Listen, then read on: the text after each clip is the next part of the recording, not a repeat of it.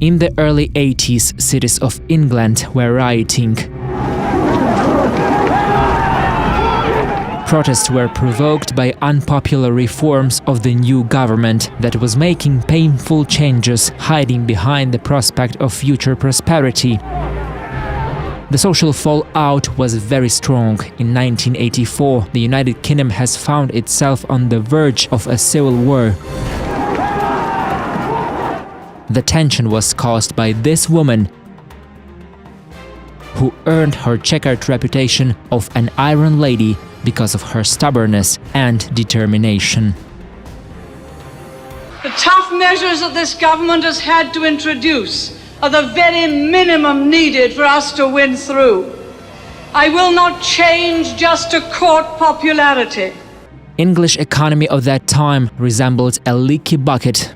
Socialists who had been in power for years inflated the social benefits system for which there was no money in the budget. Cities were filthy. There were strikers everywhere. The pound rate was spiraling downward. The economy was dominated by an all-consuming crisis. Trade unions were urging people to protest. We have tried everything. Yet traditional means not longer worked against people who had gone on the world pass. The country budget was dependent on the heavy industry, which was unprofitable and uncompetitive despite subsidies from the government's coffers. Trade unions were crossing the line, demanding excessively high salaries for workers, which could not be covered by what plants, factories and mines were producing. To get the money, the government took loans and ran printing presses. The snowball effect was growing. In terms of the economic performance, Britain's arch-rivals, France and Germany, were on the rise, while Great Britain was lagging behind them among other countries of the old world. Some socialists seem to believe that people should be numbers in a state computer. We believe they should be individuals. We're all unequal. No one, thank heavens, is quite like anyone else, however much the socialists may pretend otherwise. And we believe that everyone has the right to be unequal. But to us, every human being is equally important. Vast privatization was announced in the country. Public officers whose salaries and benefits were cut started protesting. Miners who were used to high salaries protested the most. They demanded to restore subsidies to unprofitable mines, but what they got were police batons. Their state-financed lives were now a thing of the past. After the miners, British car industry workers started expressing their indignation. There were no more additional payments for purchases of local Rolls-Royces, so the British stopped buying these insatiable cars and replaced them with more cost-saving German and Japanese cars. In the early 80s, Thatcher gave a good explanation of what the public money was and why a part of able-bodied citizens could not just live at the expense of others. There is no such thing as public money. There is only taxpayers' money. By inventing more and more lavish public expenditure programs, you don't grow richer by ordering another checkbook from the bank. Before Thatcher, no male politician dared to sacrifice his popularity for the sake of the state economy. It was no problem for Margaret. She was not chasing popular praise. Besides, she learned to deal with insults back in the 70s when she was the Secretary of State for Education and Science. At that time, she was called Mrs. Thatcher the Milk Snatcher because she had cancelled free lunches for school kids. During 3 years as a prime minister, her rating hit rock bottom and dropped to the record 20%. Thatcher was being cursed not just by the British. In 1981, she absolutely forbade to grant a status of political prisoners to a group of arrested IRA fighters. They went on a hunger strike. Thatcher silently watched 9 prisoners dying as a result of this hunger strike. Crime is crime is crime. It is not political, it is crime. And there can be no question of granting political status. I just hope that anyone who is on hunger strike for his own sake 1982 has become the beginning of the Iron Lady's moment of glory and praise. Margaret Thatcher sent a fleet of nearly 100 ships to liberate the Falkland Islands. I spent a long time on both Saturday and Sunday trying to dissuade him, because I knew that, man of honor that he is, he would feel that if the policy pursued by his department had failed, he would feel that he ought to resign. I felt, and you can understand this, that we needed Peter Cannington. I've been with him on so many international negotiations. She was accused of flushing money down the drain, as there was no way these far-away overseas islands could affect the life of Great Britain. However, Thatcher decided to invest almost a quarter of the country's annual budget to return her citizens the pride of being called British. Just as Churchill sent a civil fleet to Dunkirk to save his soldiers in 1940, in 1982, Thatcher mobilized over 70 trade and passenger vessels for a military operation.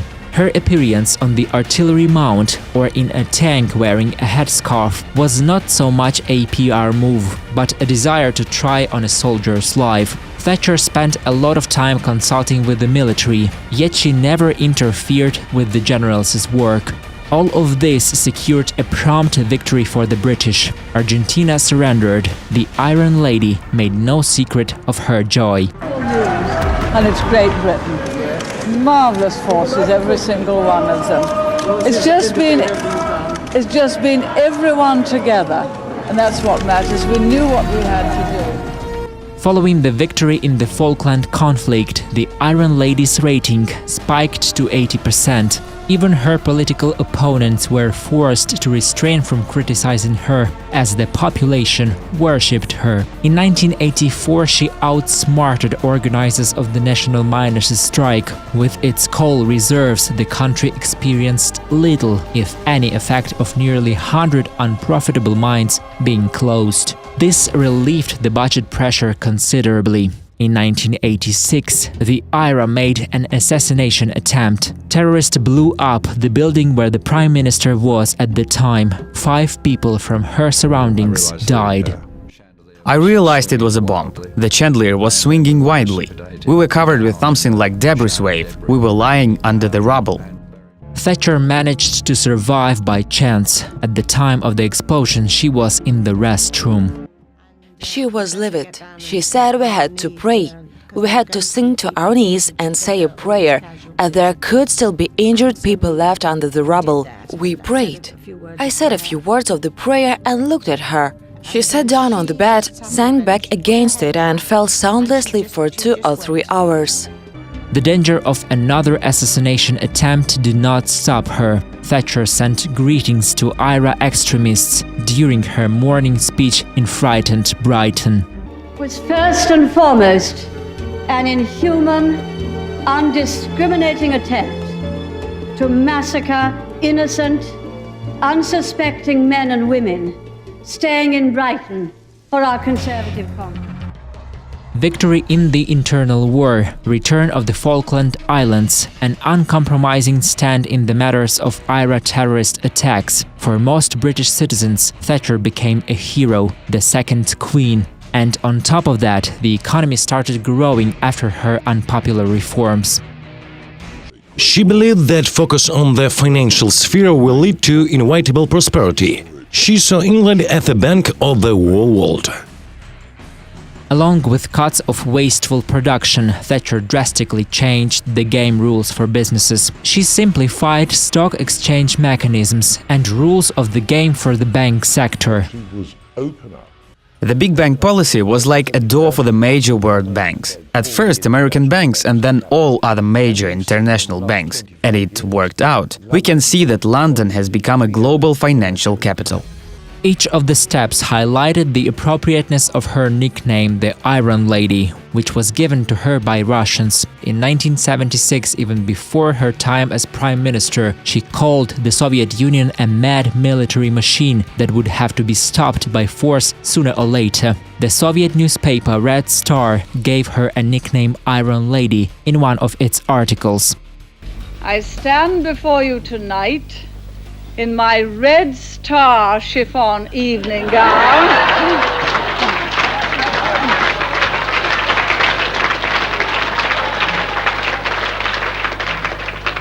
My face softly made up and my fair hair gently waved. The Iron Lady of the Western world.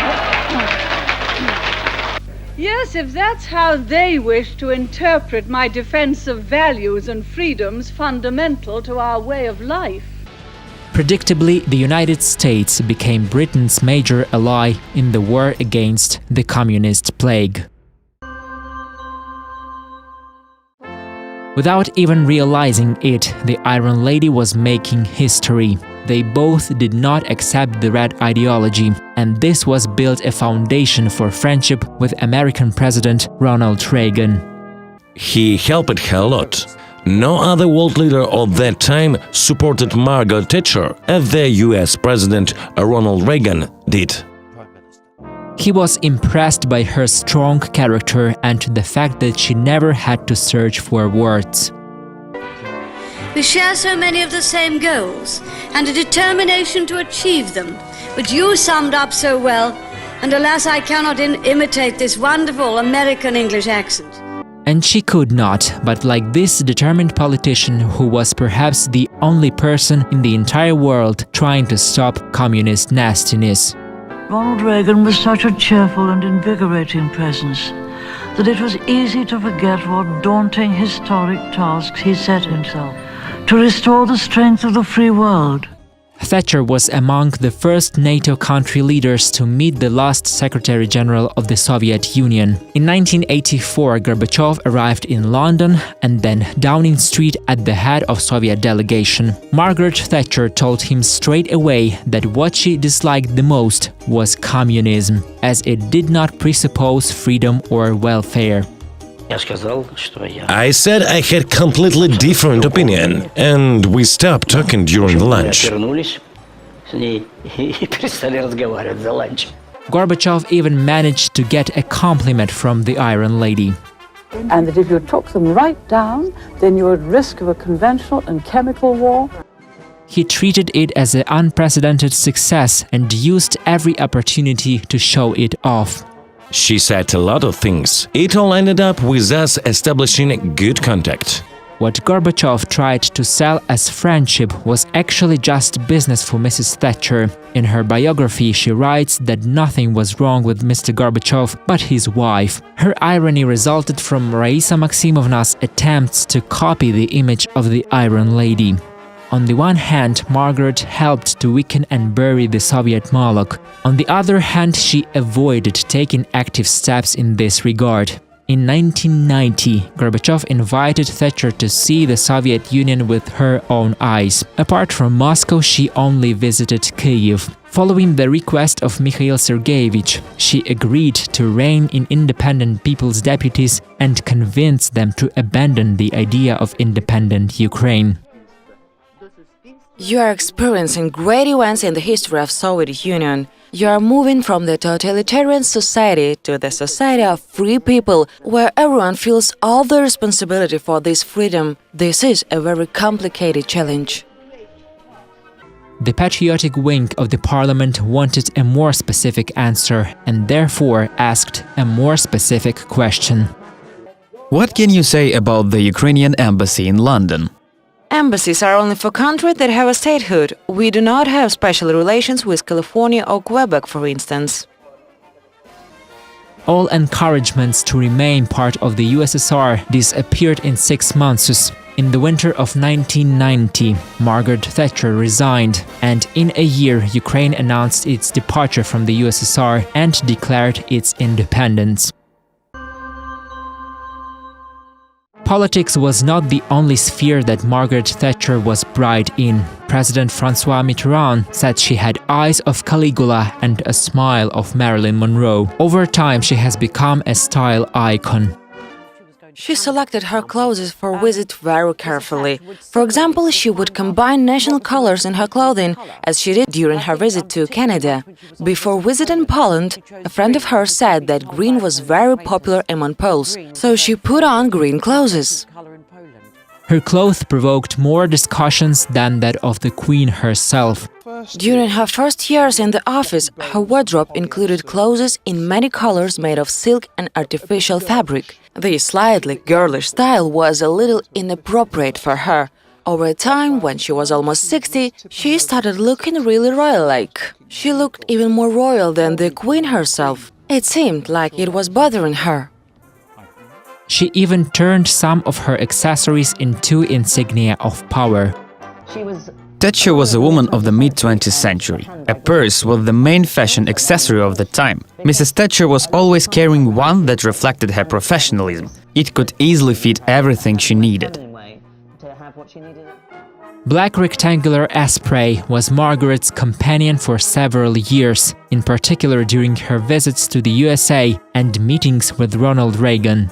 Reporters meticulously called it Thatcher's terrible bag, while Margaret said it was the only safe place in Downing Street. In 2011, this purse was sold at an auction for $40,000. Lady Thatcher jewelry was very interesting. They were not too bright and they were not new. Her favorite jewelry was a flower-shaped diamond. She was always carrying it with her, and it perfectly complemented the style of the unrivaled Lady Prime Minister. A pearl necklace, a present from her husband Dennis on the occasion of the birth of her children, was one of her favorite jewelry pieces.